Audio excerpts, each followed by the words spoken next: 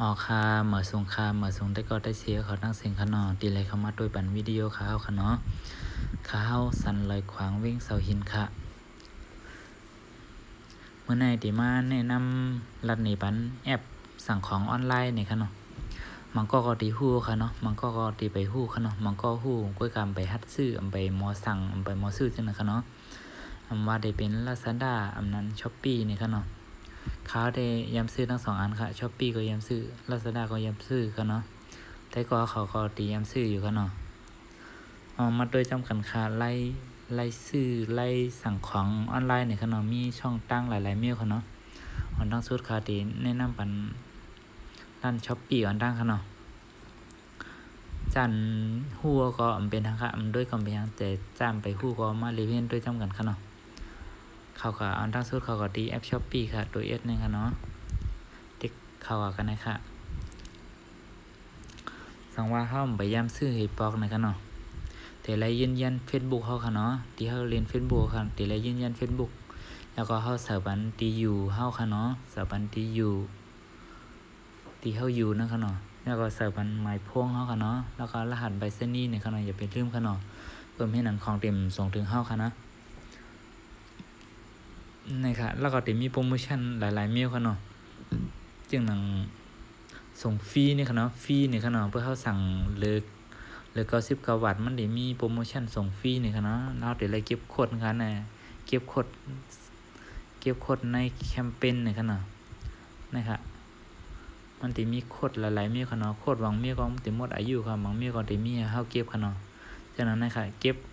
บางอันก็เก็บไรค่ะเนาะบางอันก็ติมเก็บไรค่ะเนาะแล้วก็มันสิมีบันหลายๆเมลค่ะเนาะนะครับโปรโมชั่นอีหยังอีกอย่างค่ะหุ้นนั้นนำนะคะเราของกูเจอกูมิวค่ะเนาะมีกูเจอกูมิวค่ะของเจ้าหน้าที่ในเย่เฮาของเจ้าจับโตของเจ้ามือถือด้วยนะคะเนาะอุปกรณ์มือถือด้วยนะคะมีกูมิวค่ะเนี่ยค่ะในเฮาก็หาด้วยค่ะเนาะโคตรใต้เฮาในค่ะเนาะชุดไทยใหญ่ในค่ะเนาะต้องได้มีค่ะเนาะชุดไทยใหญ่ค่ะเนาะชุดไทยใหญ่ในค่ะเนาะชุดไทยใหญ่ค่ะเนาะแต่มาชุดไทยใหญ่ค่ะนี่ค่ะชุดไทยใหญ่ก็มีค่ะโคตรใต้เฮาก็มีค่ะเนี่ยโคตรใต้หลายชื่อหลายเมียวค่ะโคตรใต้เฮาราคาของปอกาค่ะเนาะ1,390 วัตต์ค่ะเนาะนะครับมีหมายพงจอมค่ะเนาะเจ้าของร้านค่ะเนาะนะครับโคตรใต้เฮามีหลายชื่อหลายเมียวค่ะนั้นบ่เคยซื้อค่ะเนาะนะครับซีนหลายๆก็มีซื้อหลายๆก็มีค่ะเนาะนะครับโคตรใต้เฮาว่าใต้ลือใต้เขินมีกูมิวค่ะเนาะใต้หลงจังหนังเฮานี่ก็มีค่ะว่าเสื้อคนใจโคมียิ่งค่ะเนาะมีหมดค่ะเนาะนะครับ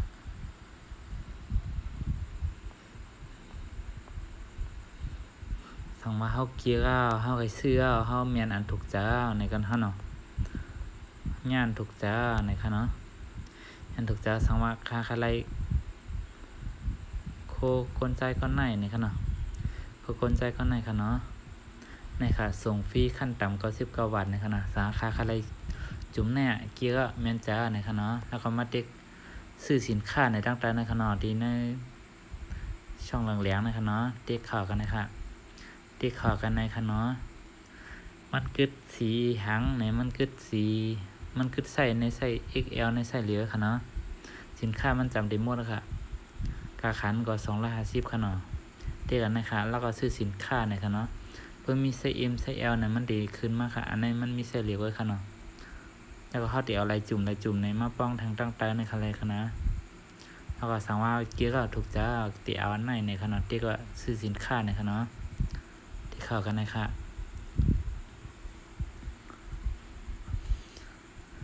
อยากว่าเพื่อเขามีโคดนะคะเนาะบางอันบางร้านที่มีโคดปันค่ะเนาะบางร้านที่มีโคดปันใส่โคดปันอันนี้เขาก็เก็บโคดส่งฟรีเมื่อไกลมีอันเดียวค่ะเนาะเราติ๊กข่าวค่ะตกลงนะคะเนาะในส่งฟรีค่ะเนาะเขาส่งฟรีปันนะค่ะอยากเอามาเลือกปันว่าช่องทางชำระเงินเนี่ยค่ะเนาะชำระเงินค่ะเนาะติ๊กข่าวชำระเงินค่ะเนาะเด็กขอสำรองเงินค่ะแล้วก็ เด็กปันข้าวยามค่ะเนาะข้าวยามส่งค่ะเนาะข้าวยามของส่งเลยเข้าไหลนะครับเนาะตัวเลือกการจัดส่งนะครับเนาะนะครับเคอรี่เขาได้ส่งแบบเคอรี่ย่านั้นได้ส่งแบบมีหลายเมียเขาเนาะเพื่อส่งเคอรี่ตีเลยเสียงปันแทงกันหน้านะครับเพื่อส่งอันไหนอันตั้งแต่ไหนตีเลยเสียงปันกันหน้านะครับเนาะแล้วก็เขามาเลือกปันข้าวยำตีเฮาตีฮับของเขาเนาะเฮาตีฮับอะไรเข้าเลยพองนะครับเนาะช่วงเวลาที่สะดวกรับสินค้านะครับเนาะเพื่อเฮาเลือกทุกช่วงเวลานะครับเนาะเฮาฮับของไร24ชั่วโมงเด้อนะครับเนาะเพิ่นมาส่งเฮาไรปันตัดสีค่ะเฮาโหลดโตตันในตัดสีค่ะเนาะเพื่อเฮาโตตันตีไรติ๊กปันตั้งแต่นะครับเนาะยกเว้นวันเสาร์อาทิตย์นะครับเนาะเพราะวันเสาร์อาทิตย์นี่เฮาตันเฮาโลกาต่างตีนั้นเนาะเฮาโลกาสอนต่างเจือต่างเมียวเนี่ยเฮาตันในนั้นค่ะเนาะเฮาก็เลือกปันตั้งแต่นะคะวันจันทร์ถึงวันศุกร์ค่ะเนาะเพราะวันเสาร์อาทิตย์มันเต็มส่งปันนะคะเนาะเพื่อเฮาตั้นอยู่แต่สีได้เฮาก็ติ๊กปันตั้งเหนือนะคะทุกช่วงเวลานะคะเนาะเฮาติ๊กปันตั้งทุกช่วงเวลาตั้งเหนือนะคะเนาะเฮาก็ยืนยันค่ะยืนยันปันตั้งแต่นะคะเนาะทุกช่วงเวลาค่ะเนาะยืนยันยาวก็ไม่ติมาเลิกช่องทางการชำระเงินนี่ค่ะเนาะทางใต้นะคะเฮาได้จ่ายเงินจังหื้อนี่ค่ะเนาะเพิ่นมีบัตรเครดิตก็จ่ายตามบัตรเครดิตค่ะเนาะเพิ่นมีบัตรเครดิตก็เพิ่นมีบัตรจังทางใต้นะคะเนาะเขาของหมออันค่ะเนาะโมบายแบงกิ้งอะไรนี่ค่ะเนาะ